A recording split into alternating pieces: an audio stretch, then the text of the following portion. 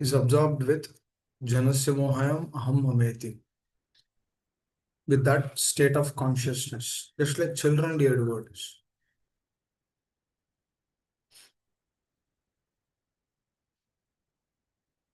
When they want something, they continuously aspire for that only. But when the child has a relationship with a father or a mother or grandmother, grandfather, should be one person whom the child will listen. When the child goes to that person, don't know what magic happens. Child will listen to that person. All the qualities which are there in a person to hear from the other person, those are naturally manifested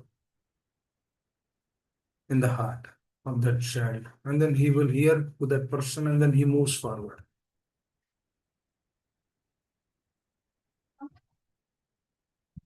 Just like Arjuna, he had so many difficulties.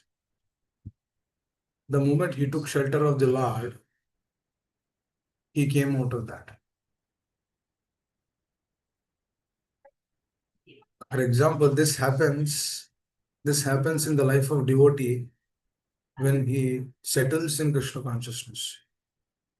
Now, what happens to a person who settles in Krishna consciousness? That means he's been there since few years. What happens is, when a difficulty comes in his life, he immediately questions that why this difficulty came to me. He would ask himself this question: is this coming through my past karmic activities? Or is this coming through my bad behavior? Or are these coming through calamities or difficulties, which I think is a difficulty, but technically it is not a difficulty. How is that coming? You remember a few days back we discussed the sloka in chapter number 13. What is that? When the devotee, when the sadhaka comes to the plane of Brahmabhuta, then what happens is none of these difficulties of this world is actually impacting him. Now, will that ever happen to us? Will that ever happen in our consciousness? No doubt it will happen in our consciousness, for sure. But for that, we need to cross few hurdles in our life. The first thing which we need to understand is Krishna is my maintainer. And whatever my spiritual master is telling, which are the words of the Acharyas, if I follow the instructions to their instructions as it is without any concoction, just like Arjuna followed, then one will actually cross the hurdle. Then he'll be kept in that Brahmabhuta state. See, dear devotees, few minutes here and there, likewise, few lifetimes here and there. We don't have to worry actually. There's so many we might get difficulties, but we don't have to worry. All we need to worry is, am I pleasing the Lord with my consciousness? Am I pleasing my master? Am I pleasing my spiritual master with this consciousness or not? This, if we are taking care of this, everything else, whatever happens, whatever goes, whatever comes, whatever goes away from our life, that will not be impacted. Now, what's going to happen to this body? This body is just a lump of matter. If a person who is aloof of this lump of matter, understanding that his consciousness is a powerful spirit soul, part and parcel of the Lord. When a person understands that, then this bodily discomforts or bodily uh, misrepresentations, that will not impact us. Because the mind, if you actually see, dear devotees, mind focuses on few things. What does it focus? Annamaya, Pranamaya. This is what it focuses. Annamaya means know what I should honor, what I should consume, what I should do, what I should not. This is what it focuses. That means the consciousness, you remember a couple of days back we discussed, wherever we invest our consciousness, that is what we get. Whatever we aspire to do, that is what we receive. Just like Arjuna doesn't want to fight. Now he got all the situations around him. He even quotes so many quotes from he even quotes from the Shastras, which is congenial to that, because he doesn't want to fight. See, his primary motive is to not fight. Because after seeing the agenda, after seeing the scenario there, he has seen his family members. Then he immediately says that no, why should I fight? And then immediately another concept is coming. I don't want money. I don't want kingdom. I don't want this, that. But the core reason is what? It is not to please the Lord, but rather the core reason is she doesn't want to fight. So whatever our core reason is, if everything will actually drive through that core reason. Just like this body is driving through the consciousness, because there is a powerful spirit soul sitting in the heart, and then there's a Paramatma who's sitting right next to him. He is actually just watching. He is actually watching, seeing all the actions which is done by this particular soul. Is this soul doing these actions? No, through the consciousness it is driving. Because soul has mind intelligence and false ego. Through that mind intelligence and false ego, that mind intelligence false ego is actually driving this body. For example, if you continuously think that I have disease, then this body will become diseased. No, technically you do not have a disease. But you are thinking about that you have a disease. Then eventually you'll be diseased. For example, if you go to the office, entire environment, whatever job they have been given, they are just doing. And that is the first time you're going to the office. You kept like 10 years of experience and then you go to the office. You don't know much, but you're striving to do the work. In the heart and heart, you have this, in the background, you have this, you're not genuine. We have in the heart that we are fake. We have in the heart that we might be fired. Now, continuously when you think about that, you'll be fired, and then you're working, you'll make mistakes. And then the more mistakes happen, the mind will tell, oh, today might be your last day. Tomorrow might be your last day. What is it? What is it happening? It is actually driving through our current actions and scenarios. That's how it is driving. Is that not a fact? It is a fact actually. So when the mind is actually driving us, then we become weak. Just like Arjuna became weak because his motive was not to fight, but the entire picture is completely against it. Even though he's quoting from the scriptures, Krishna on the other side is pretty quiet. He's not speaking a word. Now just understand the situation. On one side, Arjuna is speaking. On the other side is Krishna is quiet. What's going to happen? Because he's your friend, but your friend is not speaking. The a dilemma will come in the consciousness that am I speaking which is speaking? Is that right or wrong?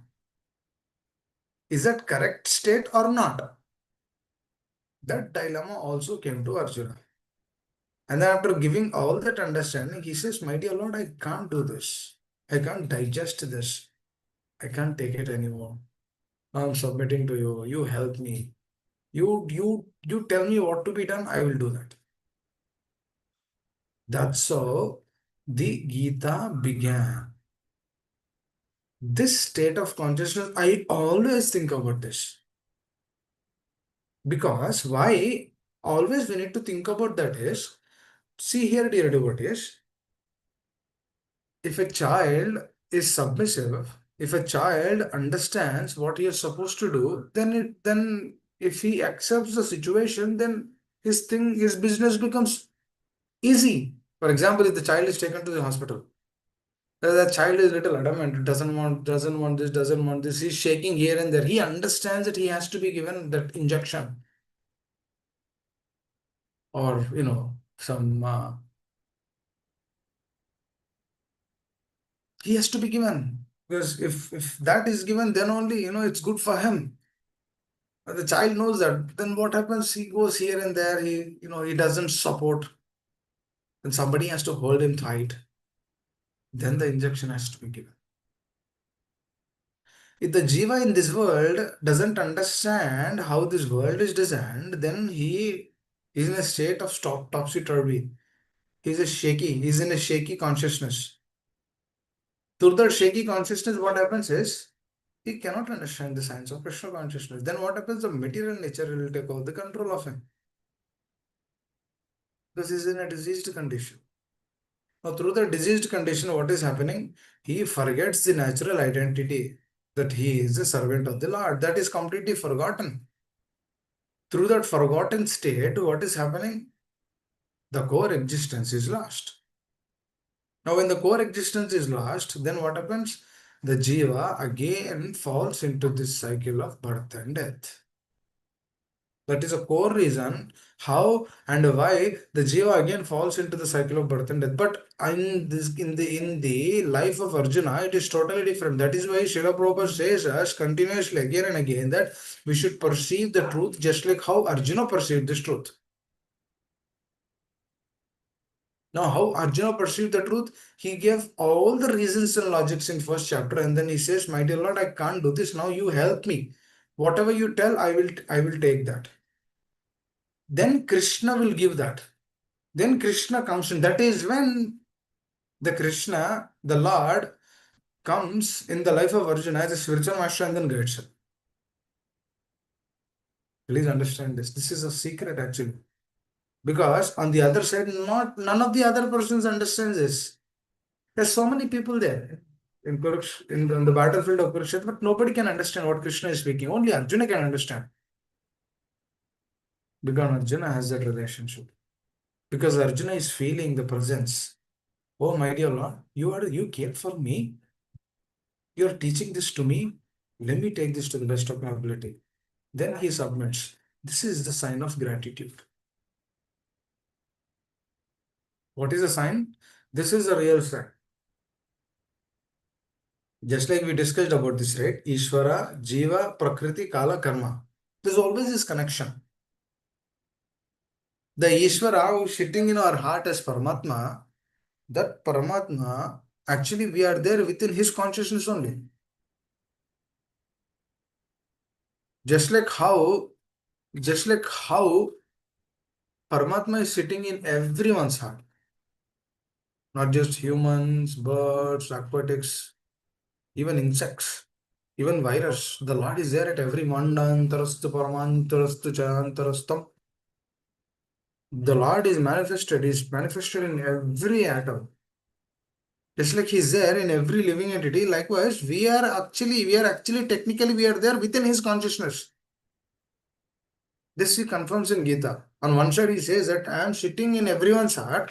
On the other side, He also tells us that everyone are there in my consciousness. That means technically we are there within Him. Even though we are there within Him, the Lord gives us that intelligence. For example, dear devotee, if you go, this is how it is. No, you go to your friend's home. Okay. You're supposed to stay there for a week because you went to your friend's home because you have 3 interviews and then you have some other work to be done. You have some business work at that city.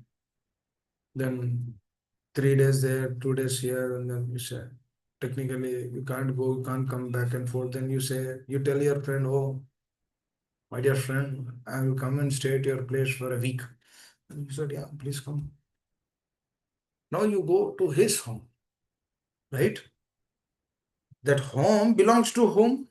Doesn't belongs to us. Doesn't belongs to you because you went there. That home belongs to your friend. But in that home, he gives you a room, okay, to stay. That has attached bathroom and everything. That home belongs to him, But within that home, he gave you a place so that you have the independence to use that place. Right? Please try to understand. Just like the Lord is the proprietor of this entire manifestation, everything is running through his consciousness. We are actually there within his consciousness, the Paramatma. He is all pervading.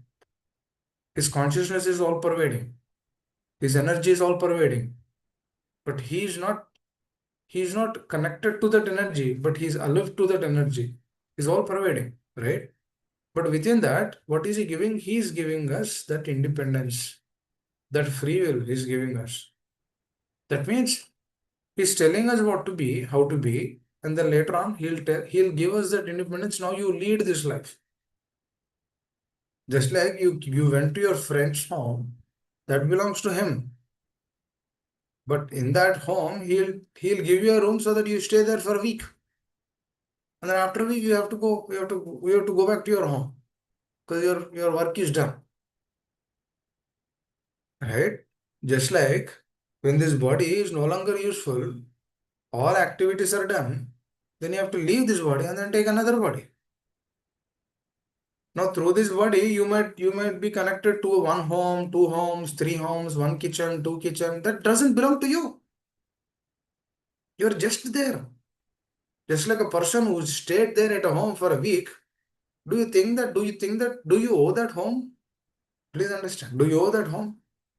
You went to your friend's place, you stayed there for a week.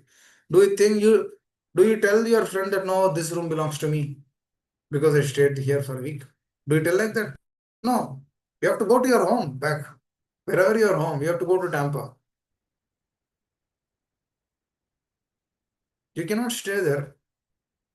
Likewise, dear devotees, Lord gave this consciousness, Lord gave this energy, Lord gave this body, and He kept us within that body. Neither this body belongs to us, neither this home belongs to us, neither this kitchen, that car, this, that, so many other things. Nothing belongs to us. But we are there. That means on one side, the mind says that this is mine, but the intelligence says that this is not mine. Now that intelligence is actually given through the Paramatma.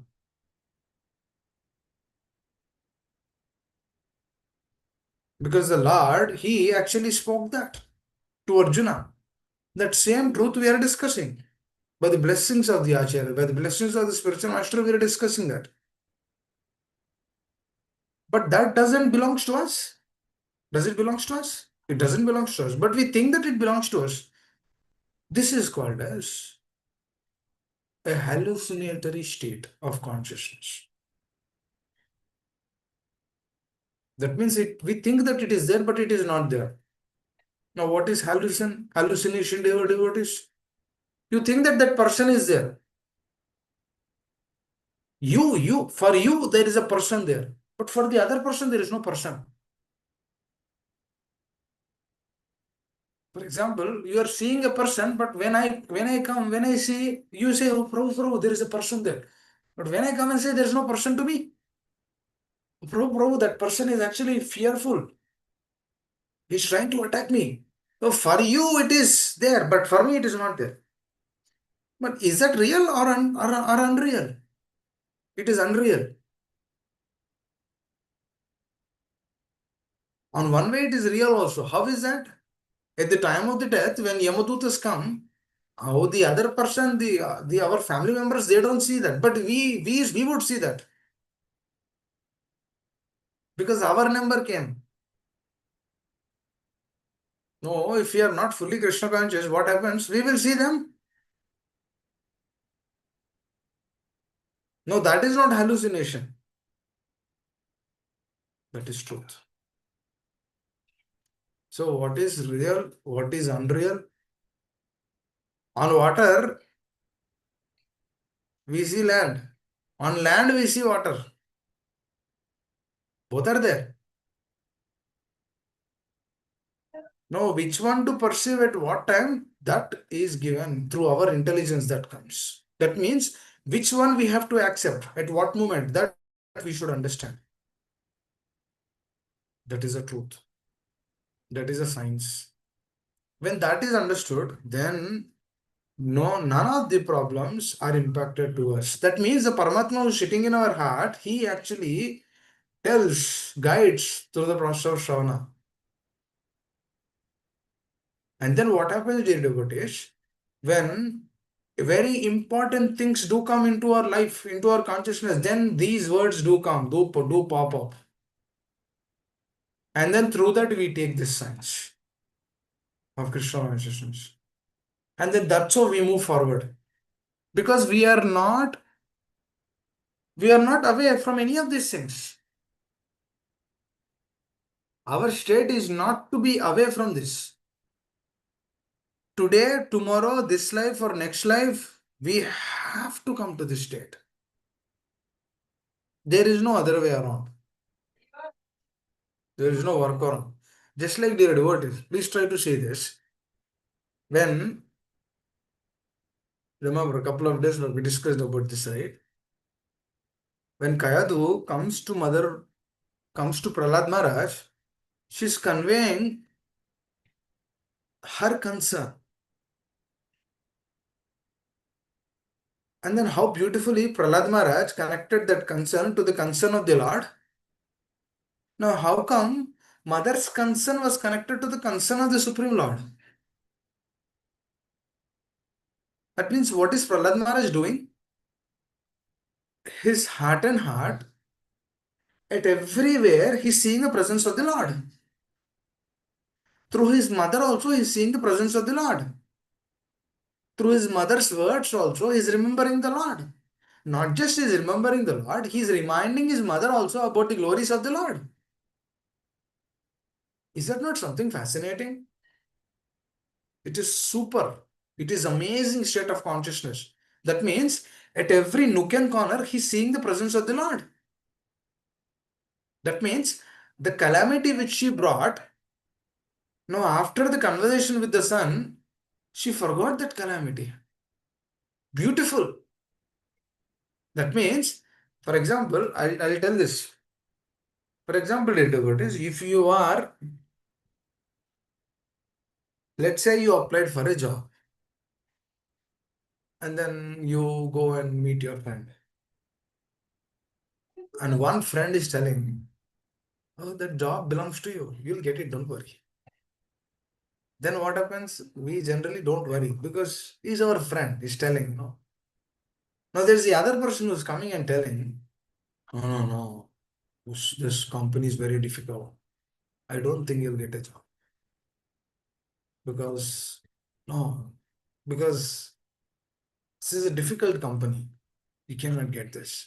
It's so difficult. It's impossible to get a job at this office. Then what happens? Another friend is also coming and telling the same thing. What? Oh, it's difficult. You cannot get the job. Okay. So now what happens is after your job interview, you are confident that you might get, right? You have some faith on that. Later on, what happened? You have one friend said, okay, you're good. But few of the other friends are telling this is difficult. Then what happens? The faith is slackened. Then you begin thinking that, oh, I might not get it. Please understand. Earlier, you're convinced that you'll get it, but now you are in another state that you might not get it. The same thing happened to Prahlad Maharaj through his mother, but what he did was, rather than his consciousness was down, rather he uplifted the consciousness of his mother. Because he's fully loaded with Krishna consciousness so much that whoever comes to his vicinity, they also become Krishna conscious. Because his faith is so deep. But on this side, the faith is slackened. Then eventually, if he's selected to his next round, he will not perform well. Because his faith is already down. His moral is already down. Let's say he got selected to the next round. He will not be as confident as he was before.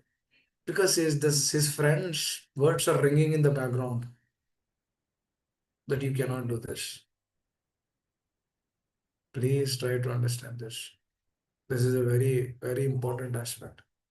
If someone is putting us down or pulling us down in our practice in Krishna consciousness, we should be so confident. We should be so convincing that those words should not deviate us.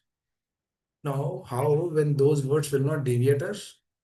Those words will not deviate us when we are always taking the shelter of our acharyas. When we are always meditating their life, their instructions, their words,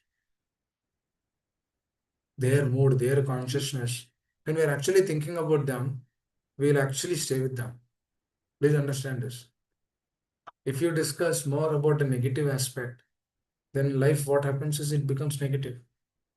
Yeah. But on the other side, when we concentrate more on what happens, on what our acharyas did, and what did they sacrificed, and how did they went through in their life, how the difficulties they went through. It's a beautiful expressions. Then when difficulties come in our life, they will also become a joyful process, and then we move forward. There's so many examples in my life which helped me so much. Who doesn't get difficulties? I also went through difficulties, but those difficulties helped me so much to be fixed up in the process. Because I always used to remember my spiritual master and the acharyas, how they did, what kind of tasks they did. Bhaktisiddhanta Saraswati Thakur, he ate only a morsel of rice for 10 years. Why? Because he wanted to be very, very sincere and focused. And he chanted 192 rounds, fully focused. He's in heart and heart. His consciousness is fully absorbed in that. He's continuously meditating about the truth. All the 10 years. He didn't want to waste a moment of time. Now, with that conviction, so wherever he goes, what happens, dear devotees? He will make the other person a devotee. If a person is afflicted with some depression and with some calamities, the moment he begins hearing from a pure soul, then what happens? All those things will be dissipated. It will not be a problem. Now, Gandhiji tells about this from Gita. In the back of the Gita, it is been written. Now, whenever there is a calamity, I just open up Bhagavad Gita, but all my problems are removed. But if you actually see, that is more of an impersonal plane. It is not in a personal plane because he doesn't speak about pure devotion. He doesn't understand what pure devotion is. Actually, he blames Krishna later. How Krishna shouldn't have done this war. This war is not good. What is this? This is more an impersonal plane. Now, how is it more of an impersonal plane? Because he doesn't have a spiritual master in his life. If the spiritual master is not there, even if the spiritual master is there, that spiritual master is also on impersonal plane, then that he will teach impersonal only. But if the spiritual master is is bona fide, is authorized, is coming from the disciplic succession, then what happens? Then those words give solace, satisfaction to the heart. Then that would become a joyful process. Then what is happening? Because what is he trying to perceive? He's trying to perceive the absolute truth from that state only. Just like Srila Prabhupada gave, right? Whatever in whichever consciousness Arjuna is doing, that is what we need to perceive. Such a beautiful thing. Is that not? It's a beautiful expression. That's how the process works in every devotee's life.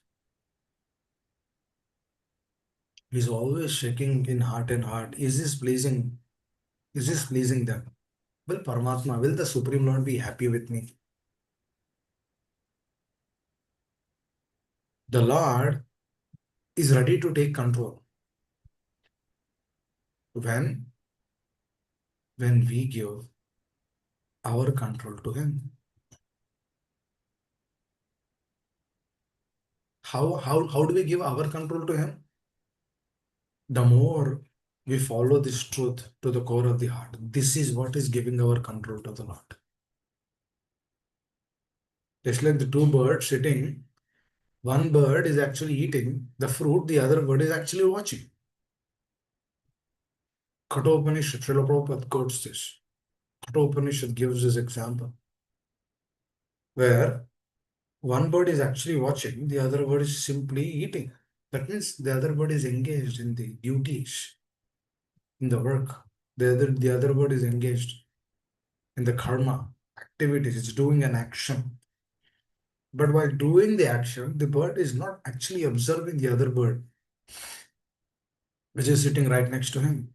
That bird which is sitting right next to him is actually the friend. But the bird which is eating, it doesn't realize that this bird is my friend. So what is he doing? He's completely ignoring. Even though the bird is ignoring, the other bird is still there with this bird.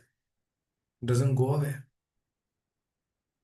But when this bird begins thinking, oh, what am I doing? I'm doing an action, but I think there's another person sitting right next to me. Let me go towards him. Let me submit to him. Let me share my heart. Let me be honest. Let me be thorough. When he begins doing that, then the other bird begins to reciprocate. Just like Arjuna gave his free will to the Lord, that is when Lord began speaking Gita. Until that point of time, Krishna did not speak a word. So this process of Shravana, this process of morning hearing, this process of chanting is what is that? Is to cultivate that consciousness and then give our free will to them. When the jiva begins to give the free will to the Lord, then what happens? Then you see the reciprocation from the Lord. Then the bird will tell, oh, no, no, no, you do not belong here. Why are you sitting? I will take you to the other place. Come with me. Then when the bird is trusting the other bird, who is Paramatma, is trusting, then he is satisfied. Then that means what happens? The shackles of birth and death is broken at that. So sadhaka aspires to come to that state of consciousness. This is what giving our free will to the Lord. When we give that free will to the Lord, then our seeing this world is totally different. Our vision, our understanding, our heart and heart, our life and soul is totally different. So the Lord is waiting up until that point of time. He's actually waiting. When will that time will come? When will that day will come? When will that moment will come? He's actually waiting. Just like Lord waited for Arjuna. He did not speak a word. But Arjuna realized that pretty quickly. But here the Jiva is very rebellious. The Jiva doesn't accept or come to that state that easily. So for that, the Lord so mercifully comes as Paramatma and then sits in our heart. Not just this heart, life after life, multiple times with us. This is the process. Now, when the Jiva realizes that, then he gets the benefit. There's a beautiful example of it. As a child, he's at the seashore. He's actually playing. He's playing for a couple of hours. Then the father tells the child, let's go to home, it's getting dark. The child is adamant, but doesn't hear the words of the father. The father repeatedly tells him, the child doesn't hear. He's so absorbed. Later on, father forces the child to come back because that is good for the child. Even though the child is adamant, that is good for the child. Likewise, the jiva is actually struggling here. The problem is jiva doesn't understand that he's struggling. So the Lord, through the material nature, forces the jiva and then gives him another opportunity, another chance. No, he's sitting quiet, but he uses his energy to force the jiva to go to the next state. The jiva doesn't want to go. He says that my body, this is my body. How can I leave this? But the material nature doesn't listen. Material nature has to do his duty. Through that, the material nature will send the jiva from this body to another, even though he doesn't like it, even though he doesn't aspire it, but still he's been sent there. Now, seeing this, understanding this, do we have to go through that difficult process? This is a question we need to ask. Do we have to aspire for the difficult state? We shouldn't, right? That is not our business. If we understand this, then our business of Krishna consciousness will become joyful. Then the Father doesn't have to put force on us. Because we become a friendly child to the Father. And for him, for those devotees, for those aspirants, the hellish parents is not required. He's just naturally happy. That's how he goes, he elevates his consciousness more. Because he's there in this world, but he's not part of this world. He comes to that state. This is called as Brahmabhuta platform. Through this Brahmabhuta platform only, he'll realize the presence of Paramatma in his heart. And then eventually he'll realize the personal form, the Shyam Sundar, the Gopinath form, the Govinda form is revealed. Hare Krishna. I'll stop here. Anyone would like to add anything, like to share anything, any comments?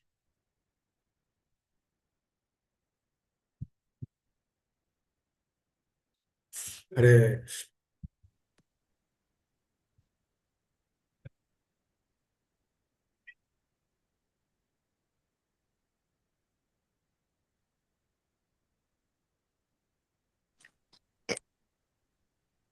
Hare Hare Krishna Krishna. Prabhuji. Yes, Karina, we have a question. No, did Vamsi Prabhu already do his bhajan or did he No. finish? Okay, Hare Krishna Prabhuji. thank you so much, Yes, Hare Krishna. Rajanika, please tell. Prabhuji, at somewhere I am like, I felt like when I am chanting Hare Krishna mantra, Prabhu, like when I try to do many rounds, somewhere I am getting like disturbance with some other activities. Like when I am at the middle of my chanting, like until like without completing a whole round, let us say if I completed like around 50 beats or 60 beats, can I stop Hare Krishna mantra ji at there and again can I start from starting onwards, or how could I make it to be complete whole round? I mean, when there is a disturbance, you have to simply avoid the disturbance and then continue. You don't have to begin from the start. Mhm. You can continue from the place where you stop, where you halted. So that is the nature of the mind. Mind will force us. Mind will disturb us because she doesn't allow us to go that easily to accept that process. So it will revolt. So so we consciously through the intelligence, through the words of the acharyas, what we should do is we should continue. We should try to chant. When there are disturbances, we should tell the disturbances that this doesn't belong to me. This is not my thing. Should simply ignore the disturbance and then we should move forward. Okay. Because all disturbances which we see, that's all on the material plane. Mm. So that material plane disturbances doesn't technically impact us. So we should be careful from that perspective and then move forward. Is that okay now? Yes. Can you guide me in any one next class, Prabhuji? Like, how can we not switch our minds from one? Like, when we are thinking about Krishnaji, lot of things will get into our mind. We need to stop those all thoughts related to the materialistic world, and how can we inculcate and how can we improve our consciousness towards the Krishna when we are doing chanting something like Yeah. that. So we can discuss about that tomorrow, definitely. Thank you, Prabhuji. Hare Krishna. Anyone else would like to add?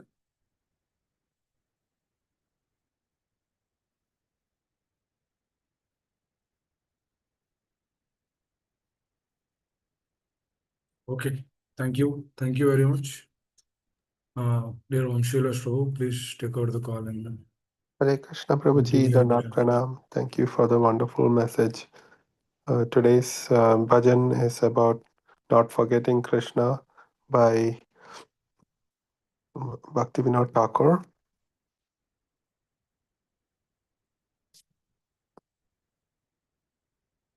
So this bhajan is from his book Sharanagati and it's in Bengali. Bhuliya tum